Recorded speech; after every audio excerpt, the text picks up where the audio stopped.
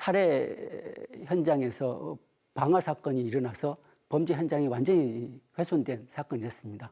그런데 범죄 혐의자의 PC를 분석해 보니까 범행 당일의 날씨를 검색한 게 발견되었고 보험을 검색해서 가입한 내역이 발견되었습니다.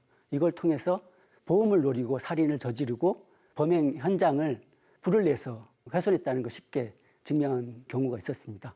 이런 것처럼 여러 가지 그 범죄 사건에서 효과적으로 디지털 포렌식이 사용되고 있고요.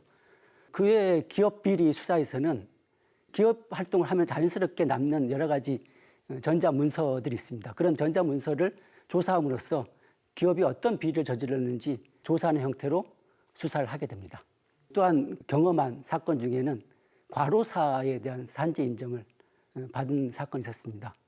고인이 되신 분은 초등학생 아이를 키우면서 직장을 다니던 여성이었는데 회사의 출근 기록을 보니까 정시에 출근해서 정시에 퇴근했습니다. 그러다 보니까 과로사 인정을 할 데이터가 없었던 거죠. 근데 고인의 남편이 분석 의뢰한 컴퓨터를 보니까 밤 12시에 컴퓨터 작업을 하고 새벽까지 이 회사의 서버에 접근해서 자료를 작성하는 것이 수개월간 지속된 게 있었습니다. 다시 말하면은 정시에 퇴근했지만 아이를 재우고 나서 밤샘 작업을 수개월 했다는 것이죠.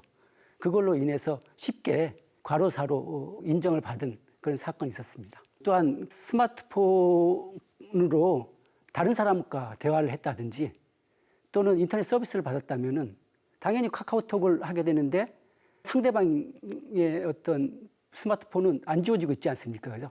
그렇기 때문에 상대방의 어떤 스마트폰을 조사한다든지 또는 인터넷 서비스 업체의 데이터를 조사하면은 어떤 일을 했는지를 또 추정할 수가 있습니다.